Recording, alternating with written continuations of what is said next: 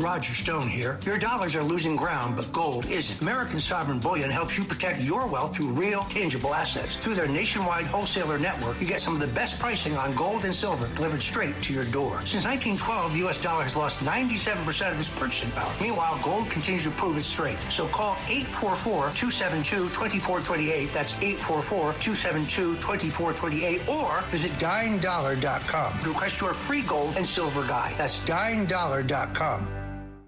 Listen, all you New Yorkers. Excuse me. Taxi. Okay, we're looking around. This is the 77 WABC minicast. Joining us now here on Katz and Cosby is General Jack Keane, retired four-star general. He's also the chairman of the Institute of the Study of War, Fox News senior strategic analyst, and lots of big developments coming in about Iran. President Trump, by the way, just saying to our buddy Miranda Devine, he'd be open to meeting with the supreme leader. And then this comes as Kuwait is getting a lot of missiles coming from Iran, including one that hit an airport. And the Kuwaiti airport has halted flights as a result of incoming. So where is this going? General Jack Keane, we love you. Where is this headed? Yeah, well, certainly there's clear challenges here. Just to recap, for our audience a little bit, the Iranians shut down the Straits of Hormuz back around April the 7th, and we went into a ceasefire on April the 8th, thinking because they had agreed to negotiate and open the Straits in a 2-week period of time. They did not do that. They reneged on it. And we're still in negotiations with the Iranians since that time. Now it's approaching, as we know, almost 8 weeks, with the promise that there may be a deal, and indicating to our negotiators that it appears, at least on the political side, that the Iranians do want to make a deal. But what else is happening, and you put your finger right on it, we've had anything but a ceasefire, because for several weeks now, the Iranians have been using drones to attack shipping in the Straits of Hormuz. They shot down one of our drones in international waters. We've had to respond against all of that.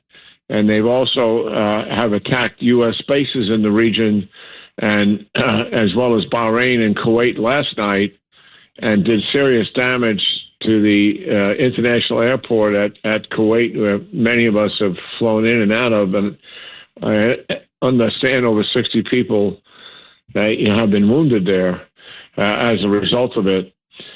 So that doesn't sound much like a ceasefire, although the political people still saying they want to make a deal. But even worse than that is on April the 17th, a ceasefire was agreed to in Lebanon between Israel and Hezbollah. And according to the terms of the agreement, I read the entire thing. It was just a page and a half. Israel can defend itself against an attack that's planned, it's imminent, or it's in execution.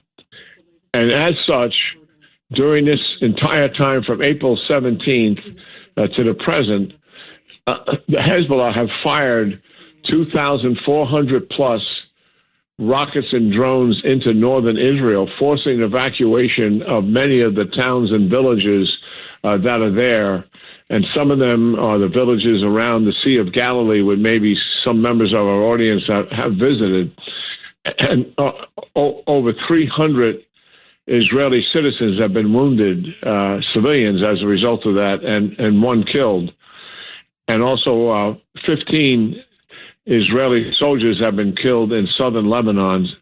And as a result, what we can see there is Hezbollah is really making all-out war on Israel. And so our audience can understand, the simple analogy would be if the Mexican cartels were so frustrated because we're shutting down their drug and human trafficking operation in the United States and flew scores of drones into a couple of our border towns in the Southwest, and wounded some of Americans, you can imagine what our response would be. No nation can stand that kind of an attack on its citizens. And, for our audience also to remind ourselves Iran's goal, when they say they want to destroy the state of Israel, they don't mean a physical destruction of the Israeli military, which they cannot do, or the state itself, all of its infrastructure, they cannot. What they really mean is they want to make the security situation so volatile that people do not want to raise their children or grandchildren there anymore. So this is a step in that direction. Israel recognizes it as such. So at the same time, we're trying to make a deal. It's pretty hard to make a deal with the IRGC leadership, who really is in control of the country, working for the Ayatollah.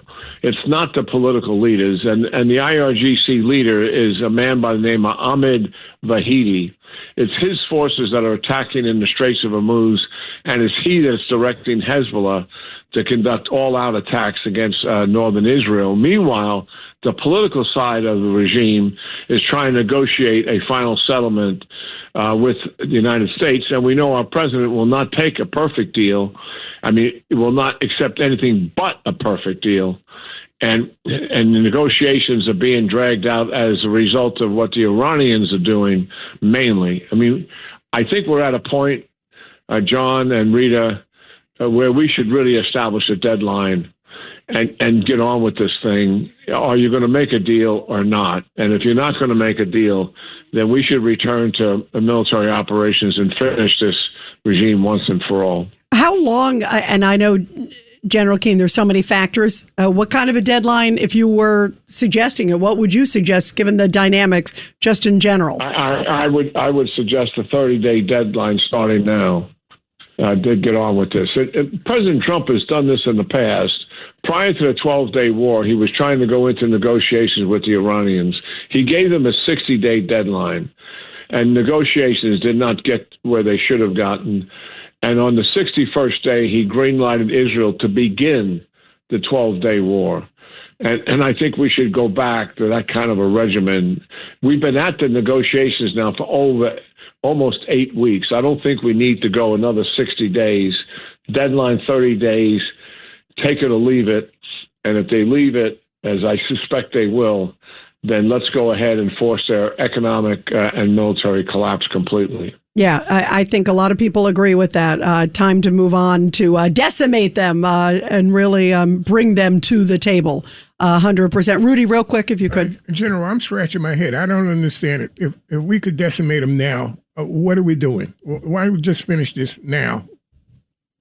Well, I think my position was I didn't think we should have gone to the ceasefire back on April the 7th. Amen. I agree with you. I think we should have continued military operations. We were 5 weeks, 4 to 5 weeks in. We had 2 weeks to finish it. And I think we should have finished our assigned objectives. So that's where I am. Knowing where the president is and his negotiators, I think they want to give these people some more time. Yes, I would like to see us go right back based on what's happening in Hezbollah and in the Straits right now. I don't think that's where they are. I think give them 30 days and then let's do it.